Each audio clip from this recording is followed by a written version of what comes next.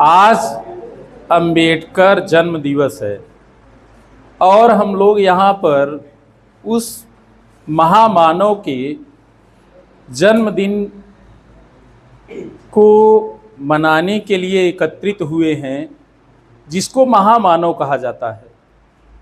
वैसे तो अगर कहा जाए तो हर व्यक्ति के अंदर एक महामानव है, लेकिन वो महामानव इस मानव के अंदर हो करके भी जागृत अवस्था में नहीं है। अब आप कहेंगे क्यों नहीं है?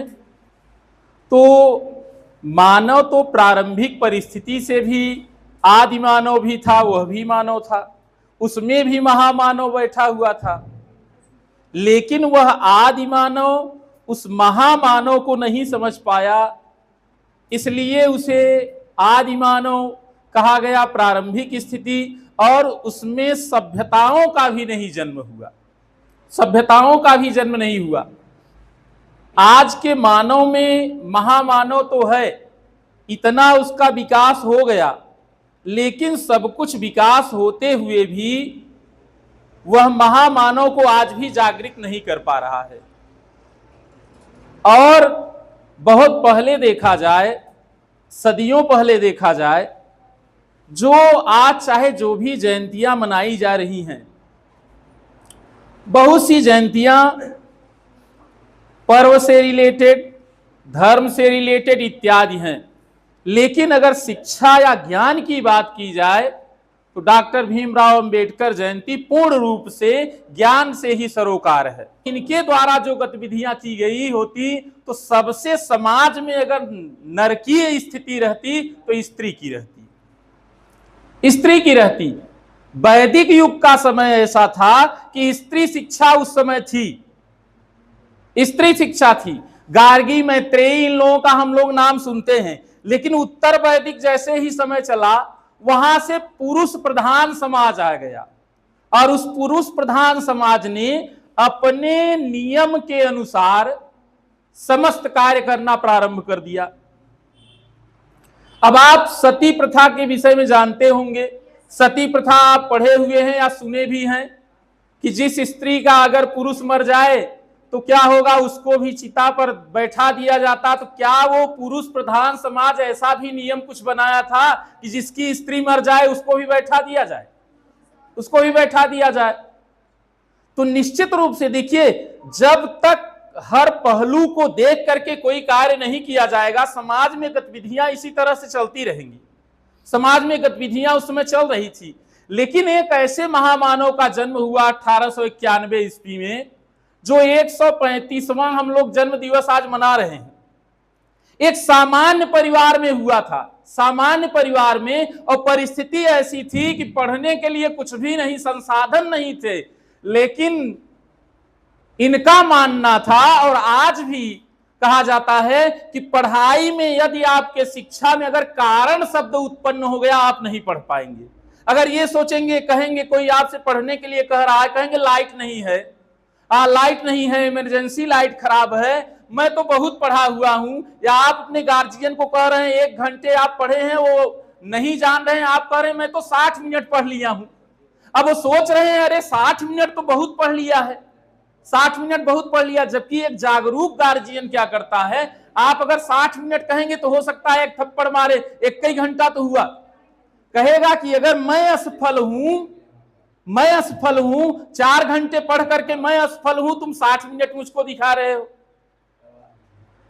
तो शिक्षा में यदि कोई कारण उत्पन्न होगा, वह आपके लिए व्यवधान उपस्थित करेगा।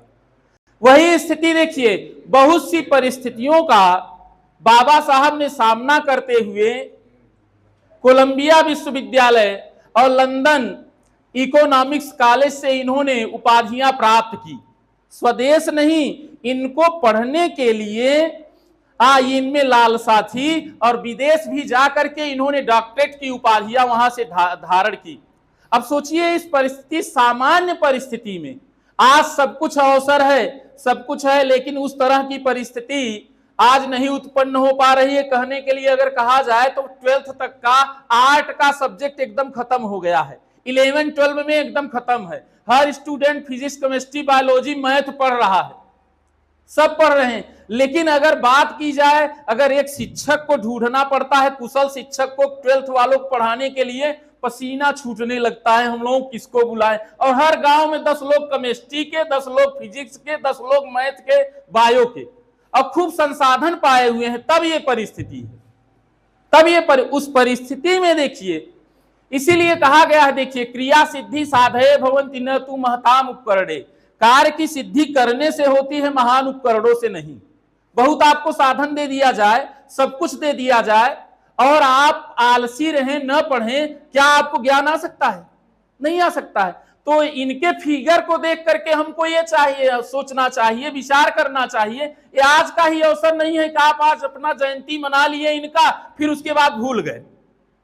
बहुत आप नारे लगाएं, चारों तरफ जय जयकार करें, उसके बाद सरोकार ही नहीं, अब हो गया सरोकार। तो दिनकर जी ने कहा है, आज का पुरुष कैसा है, वह हृदय से तो क्या करता है, सबके वचनों को बोलता है, सबके वचनों से, लेकिन इस क्रियागत जगत में उनके कार्यों पर अमल नहीं करता है। उदाहरण के लिए, जिस तंत्र में जो संविधान बनाया गया, अब इन पर व्हाट्सएप के जरिए कोई आक्षेप बहुत लगा देते हैं लोग, लेकिन जो नेता बना हुआ है वो कितना पढ़ा हुआ है, उसका कुछ गारंटी है कितना पढ़ा है? या जिस इलेक्शन में खड़ा है, कोई मानदंड है? कोई मानदंड है? एक वैकेंसी में जाने के लिए इंटर चाहिए, बीएससी चाहिए, एमएससी चाहिए, और अंगूठा दिखा रहे हैं, और प्रधान जी घूम रहे हैं प्रचार करने के लिए, हम भी प्रधान ही लड़ेंगे। तो जिला पंचायत के लिए कोई किसी भी स्तर पर सोचिए, किसी भी स्तर पर। अब देखिए, संसद में ऐसे ऐसे लोग बैठे हुए हैं जो पूर्वांचल के बेल्ट से हैं, आप उनका गीत सुनते भी हैं, वो कहने की आवश्यकता नहीं है, कहने की आवश्यकता ही नहीं है। दिल्ली में भी, वहां पर भी विराजमान, हर जगह है।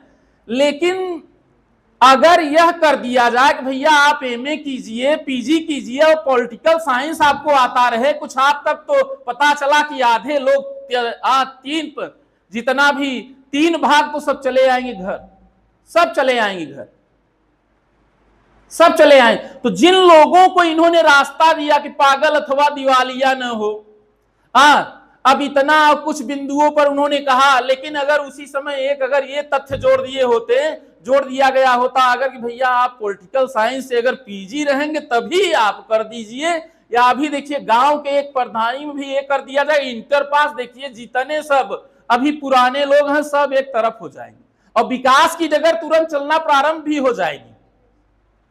तो उन्होंने वहां से कहा था कि शिक्षित बनो, अर्थात शिक्षा से तात्पर्य है कि चाहे जो भी परिस्थिति हो, लेकिन आपकी पढ़ाई नहीं रुकनी चाहिए, संगठित रहो। बहुत से लोग इसको जातिगत वैचारिक सोच लेते हैं कि हम समूह में रहें, 20 घर रहेंगे, बहुत सुरक्षित रहेंगे, कोई करेगा तुरंत ही बस लाठी डंडा ले खड़े हो गए। तो संगठित से तात्पर्य नहीं, अपने आप के, मैंने कहा एक महामानव है, उसको आप जगाइए, अपने विचारों को संगठित कीजिए, अपने विचारों को संगठित कीजिए, अपने विचारों से प्रभावित कीजिए।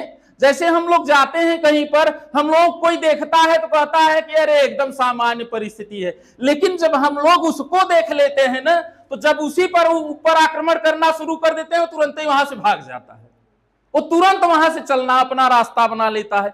हम लोगों को देखेगा ऐसे सिंपल रूप में, अरे कुछ भी नहीं कर पाएंगे। तो देखिए, व्यक्ति के अंदर जब तेज रहेगा तो उसके आगे कुछ भी नहीं, बनावटी बहुत देर तक नहीं चलता है। दोहावली में लिखा गया है कि देखिए, जैसे आप देखते हैं बकुले को देखे हैं ना, और हंस और बकुले में कितना अंतर है।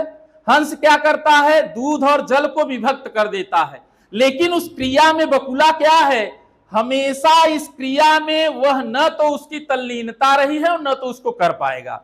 वही हंस कौन है, आपके सामने जो विराजमान है। और आप लोग यहाँ पर आकर के, अभी नाम लिया जा रहा, तब आकर के एक लोग बहुत कह रहे थे विकास सर, तब हमें लग रहा है प्रेशराइज हुए, तब यहां पर आए होंगे, बहुत से लोग यहां पर आए होंगे।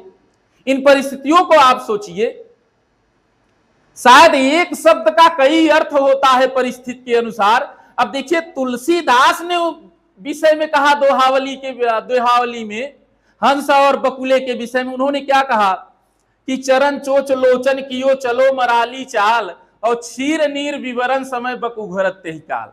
बकुला अपने नेत्रों को, पैरों को और चोंच को रंग करके लाल कर ले और हंस की तरह मतवाली चाल भी चलने लगे, फिर भी दूध और जल के विभक्तिकरण के समय उसका बकुलापन होना सामने आ जाएगा आपके। उसी तरह व्यक्ति का बाह्य परिवेश कोई मायने नहीं रखता है। बाह्य परिवेश कोई मायने नहीं रखता है। बाह्य परिवेश यह कभी मत लीजिए। आपने पढ़ा होगा या सुने होंगे माई स्ट्रगल इन एजुकेशन। जो राइटर उसका है किस परिस्थिति से जूझा हुआ है।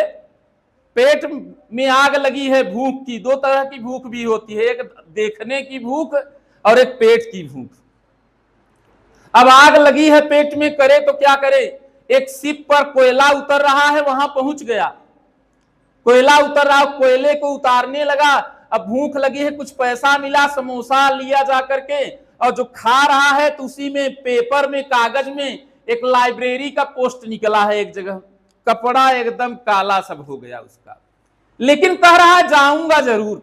संगठित है अंदर से, संगठित है अंदर से। वहां पहुंच गया। अब उसकी वेशभूषा को देख करके उसको जितने भी वहां पर हैं इंटरव्यू लेने वाले, कोई उसको बैठा नहीं रहा, कोई उसको दे नहीं रहा एंट्री जाने के लिए। लेकिन अंत में उसे भेजा गया।